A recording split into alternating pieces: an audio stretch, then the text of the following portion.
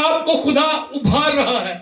اگر آپ چاہتے سنڈے اسکول اس طرح ہو اور آپ کے اندر یہ بات ہے, یوتھ میٹنگز اس طرح ہو, اس کا مطلب آپ یوسیا کی طرح خدا آپ کو بھارا, پاک روح آپ کو بھارا, آپ کچھ فرق کریں یوسیا کی طرح. یہ چرچ میں ٹھیک نہیں ہے لیکن یہ چرچ میں ٹھیک ہے. اس کا مطلب خدا آپ کو یوسیا کی طرح کھڑا کرنا چاہ رہا ہے. اور خدا غلط نہیں ہے. اگر خدا آپ سے بات کر رہا ہے تو آپ ہی وہ رائٹ پرسن ہے.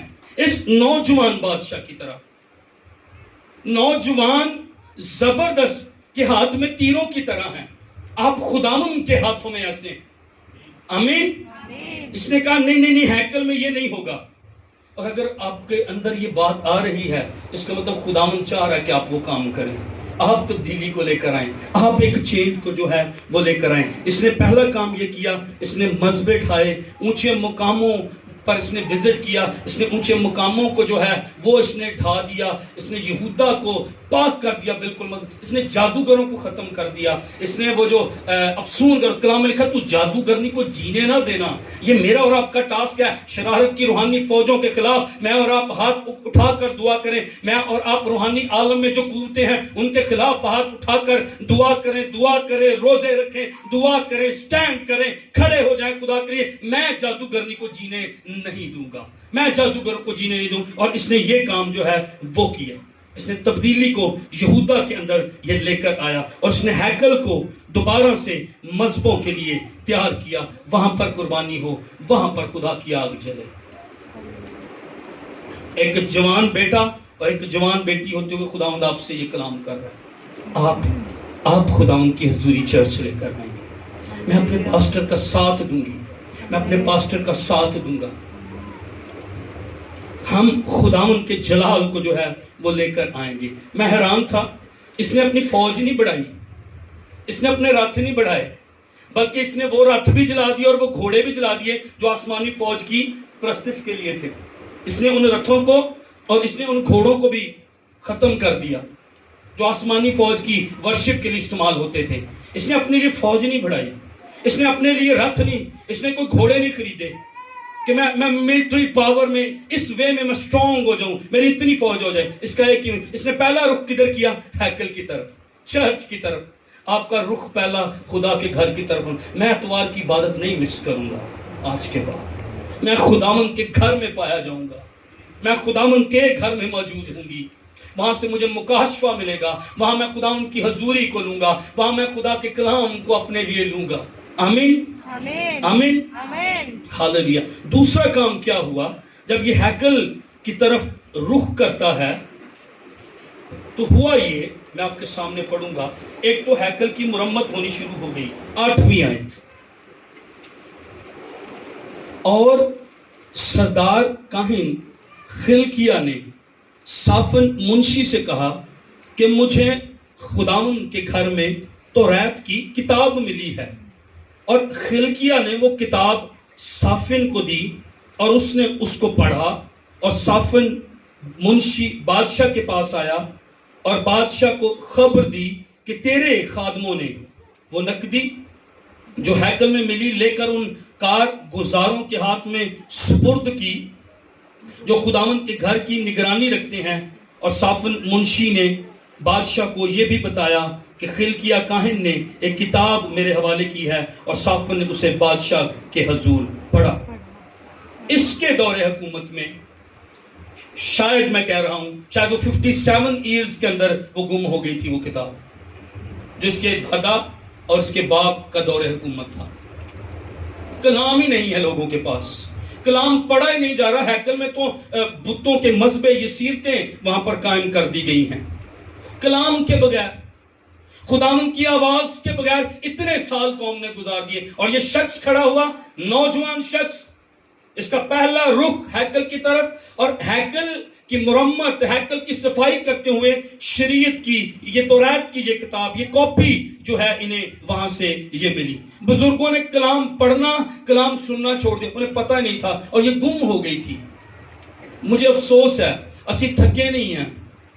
سانو بائبلیں چاہیے گورے ہو پیسے سانو کر دو, ہم بائبلیں لے لے کر. اور دیکھ لیں کتنوں کے پاس بائبل, یہاں پر کتنے نوجوان بیٹے بیٹی ہوں گی بائبل نہیں ہوگی. اور افسوس کی بات, ہم تو زبوروں کی کتاب بھی منگوا رہے ہیں ان سے کہ ساڑھے کو زبوراں دی کتاب کو نہیں ادھر بھی پیسے کر لو. یہ افسوس ہے کہ آج کلیسیا مکاشفہ کے بغیر ہے. شاید بائبل تو گوروں کی وجہ سے ہمارے پاس آ گئی ہے اور 4 پڑھی ہوئی ہیں، لیکن مکاشفہ ہمارے پاس نہیں، رحمہ ہمارے پاس نہیں ہے. لوگاس پڑھا ہوا ہے اور اس پر مٹی بہت پڑی ہوئی ہے، لیکن رحمہ ہمارے پاس نہیں. یہ قوم اور پچھلے بزرگ کلام کے بغیر تھے، انہوں نے کلام کو رد کر دیا تھا. اور افسوس کی بات، چرچ ہی میں کاپی کھو گئی تھی، چرچ ہی میں کسی جگہ پر پڑی ہوئی تھی، ہیکل ہی میں وہ کوئی پڑھنے والا نہیں تھا نا. اور نوجوانوں، اگر چینج آئے گی، پہلی بات خدا کے گھر کی طرف رخ کریں. آپ زیادہ ہیں تعداد میں، بیٹیوں آپ زیادہ ہیں تعداد میں، آپ رخ کر کے دیکھیں ہیکل کی طرف. اور پھر دوسری بات، خدا کے کلام کی طرف رخ. اس شخص کے دور حکومت میں اس نوجوان یہ کلام کی طرف مڑا، یہ ہیکل کی طرف مڑا تھا. آپ ہی کے دور میں پھر فتح آئے گی، آپ ہی کے دور میں پھر بیداری آئے گی، جب ہم ہیکل کی طرف، جب ہم مذہب کی طرف، جب ہم چرچ کی طرف، جب ہم پاسٹر کی طرف، جب ہم کلام کی طرف، جب ہم سٹڈی کی طرف. ہمیں بائبل سٹڈی دے پادری صاحب، میرے بیٹے کو پڑھائیں، میری بیٹی کو پڑھائیں. ہم کلام سننا چاہتے ہیں، ہم کلام سیکھنا چاہتے ہیں. آپ یقین کریں آپ ہی کے دور میں تبدیلی آئے گی، آپ ہی کے دور میں. اور اسی کے دور میں کیا ہوا تھا، سارا یہودا خدا کے ہیکل کی طرف، سارا یہودا خدا کے مذبح کی طرف، سارا یہودا خدا کی طرف آ گیا تھا آپ ہی کے دور میں. ایوب کہتا ہے میری ہی آنکھیں دیکھیں گی، آمین، میری ہی آنکھیں اس نجات کے کام کو کہیں خدا ان سے. میں اس بیداری کو دیکھوں گا. میں کھڑا ہوں گا اور میرے گھر سے بیداری شروع ہوگی. میں کھڑا ہوں گا اور میرے چرچ سے بیداری شروع ہوگی. میں کھڑی ہوں گی اور میرے ہاسپٹل میں بیداری ہوگی. میں کھڑی ہوں گی اور میرے سکول کے اندر بیداری شروع ہوگی. جیسے سر کہہ رہے تھے، نو کمپرومائز. اور اس شخص نے بھی کمپرومائز نہیں کیا. اونچے مقاموں پر جو قبریں تھی، اس نے کائنوں کو ختم بھی کیا، اس نے کائنوں کو مارا بھی، اور اس نے قبروں کو کھول کے ان کی ہڈیاں جو تھی وہ جلا دی تھی. غیرت سے خدا کی بھرا. آج نوجوان خدا کی غیرت سے بھرے ہوئے نظر نہیں آتے ہیں، افسوس. آج بیٹیاں خدا کی غیرت سے بھری ہوئی نظر نہیں آتی ہیں، افسوس. اس کے اندر خدا کی غیرت تھی. میرے خدا کی بندگی نہیں ہو رہی، میرے خدا کی تضحیق ہو رہی ہے. یہ ہوتا کون ہے نامختون فلسطین جو خدا کی فوجوں کی فضیلت کرے؟ 40 دن 40 شامیں ہو چکی، کیا تم سن کر تھک نہیں چکے؟ کیا یہ بات تمہیں اذیت نہیں دیتی؟ کیا یہ بات تمہیں تنگ نہیں کرتی؟ کیا یہ بات تمہارے لیے کافی ہے؟ یہ آتا ہے اور زندہ خدا کی فوجوں کی فضیلت کرتا ہے. یہ ہوتا کون ہے نامختون فلسطین؟ میں جاؤں گا، میں اس کا سر اس کے تن سے جدا کر دوں گا، میں رب الافواج کے نام سے جاؤں گا. یہ ہوتا کون ہے؟ یہ حالات ہوتے کون ہیں؟ میں کھڑا ہوں گا.